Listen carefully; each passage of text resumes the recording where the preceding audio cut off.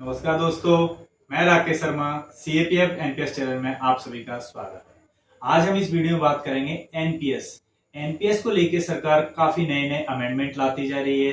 अभी पीएफआरडीए द्वारा 16 सितंबर 2025 को एक नई स्कीम के तौर पर जिसका नाम दिया है एमएसएफ यानी कि मल्टीपल स्कीम फ्रेमवर्क। एनपीएस को लुभाना और अच्छा बनाने के लिए एनपीएस में काफी बड़े बड़े बदलाव किए जा रहे हैं, लेकिन सरकार से सभी का निवेदन है कि एनपीएस की जगह ओपीएस की मांग काफी ज्यादा है। तो मेरा भी सरकार से यही निवेदन है कि ओपीएस लागू करने की कृपया करें। अब हम बात करते हैं जो पीएफआरडीए ने एनपीएस में नया रूल, नया अमेंडमेंट किया है, काफी बड़े बदलाव किए हैं इसको लुभाना बनाने के लिए। वो हम बदलाव के बारे में बात करते हैं कि जो बड़े अहम बदलाव हैं जो 1 अक्टूबर 2025 से लागू होने हैं। तो देखिए, स्कीम चाहे कोई भी हो, हमें वो लागू है या नहीं है हमें पता होना बहुत जरूरी है। तो आप बने रहिए मेरे साथ। अब हम बात करते हैं कि जो बड़े अहम बदलाव हुए हैं 8, वो बहुत जरूरी है और हमें सभी पता होना बहुत जरूरी है। सबसे पहले हम बात करते हैं कि एनपीएस में गैर सरकारी कर्मचारी जिसको हम बोलते हैं, वो कर्मचारी पहले क्या था इसमें कि एनपीएस में अपना जो पैसा होता था, मान चलो वो एग्जिट कर रहे थे, तो उनका जो एनपीएस की जो राशि थी टोटल कॉर्पस, उसका वो 60% ही विड्रॉल कर सकते थे और 40% की पेंशन लेना अनिवार्य था। लेकिन अभी सरकार ने इसको चेंज करके नया रूल, जैसे कि आपको डिस्प्ले पे दिखाई दे रहा होगा, मैंने इसको प्रॉपर एक लिख के भी दिया है। तो इसमें क्या है कि सरकार कह रही है कि अब आप 80% निकाल सकते हैं और 20% की पेंशन लेना अनिवार्य होगा।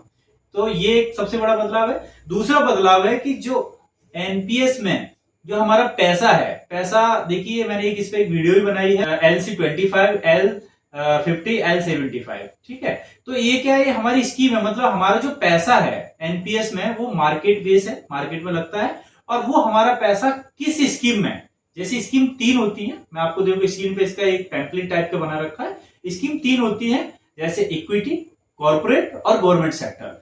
तो जो इक्विटी है, इक्विटी से पता चल रहा है इसका हाई रिस्क इंटरेस्ट होता है, तो इसका जो हाई रेट इंटरेस्ट है तो इसमें रिस्क भी हाई है। दूसरा कॉर्पोरेट हो गया और तीसरा गवर्नमेंट सेक्टर हो गया। तो गवर्नमेंट ने पहले इस पे क्या बॉन्ड लगा रखा था कि 75% से ज्यादा आप इक्विटी में नहीं लगा सकते, लेकिन अभी 1 अक्टूबर 2025 से इसको फ्री कर दिया है। इसको आप 100% आप इक्विटी में पैसा लगा सकते। जैसे आपको जो स्कीम टीयर 1 टीयर 2 देखिए, इसका भी एक टेम्पलेट दिखाई दे रहा होगा, आप इस टाइप से इसे समझ सकते हैं।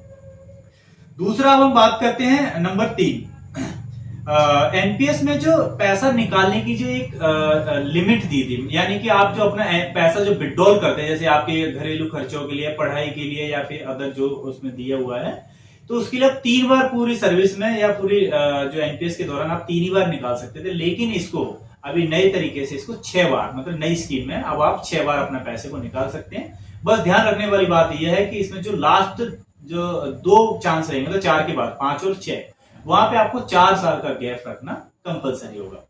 बात करते हैं नंबर 4, इसमें मेंटेनेंस चार्ज भी लागू है। जैसे पहले आप पैसा डिपॉजिट करते थे तो वहां पे देखा 0.75 मतलब एक आपको चार्ज लगता था, और अभी गवर्नमेंट ने इसमें क्या कर रखा है, फिक्स कर दिया। जैसे 1 से 2 लाख रुपए हैं तो आपको 100 रुपए एनुअल चार्ज लगेगा, इसमें मंथली नहीं, एनुअल चार्ज। और ऐसे 2 लाख से 4 लाख है तो 200 रुपए, मतलब एक मैक्सिमम जो चार्ज है 500 रुपए रखा गया है, जो कि एनुअल है, मतलब साल में सिर्फ एक ही बार लगेगा, मैक्सिमम 500 रुपए लगेगा। नियम नंबर 5, इसमें एनपीएस में एग्जिट होने के लिए पहले क्या था कि 60 साल होना जरूरी था, 60 साल बाद ही आप इसको एग्जिट कर सकते थे। लेकिन अभी गवर्नमेंट ने इसको नए रूल के मुताबिक 15 साल के बाद भी आप इसको एग्जिट कर सकते हैं, यानी कि 55 साल 50 साल जो भी है, आप 15 साल के बाद इसको आप एग्जिट के लिए आप रिक्वेस्ट क्रिएट कर सकते हैं। अब नियम नंबर 6, एनपीएस में जो अकाउंट को कंटिन्यू रखने के लिए, जैसे गवर्नमेंट पहले कहती है कि आप रिटायर हो गए हैं फिर भी अगर आप चाहें तो इस अकाउंट को कंटिन्यू रख सकते हैं, तो इसको कंटिन्यू रखने के लिए उन्होंने मैक्सिमम 75 ईयर्स रखा था, इसको अभी बढ़ा के नए रूल के मुताबिक इसको 85 कर दिया गया है। अब नियम नंबर 7, इसमें जो आपका जो टोटल कॉर्पस है वो, जैसे अगर मान लो 15 साल बाद आप एग्जिट करते हैं तो आपका इसमें जैसे 12 लाख है, या फिर आपका 12 लाख जो है अमाउंट, उसमें से आप जो अपना अमाउंट निकालना चाहेंगे वो 50% निकाल सकते हैं, और 50% आपको स्कीम बाज, मतलब 5 साल के अंदर आप अपने पैसे को निकालेंगे।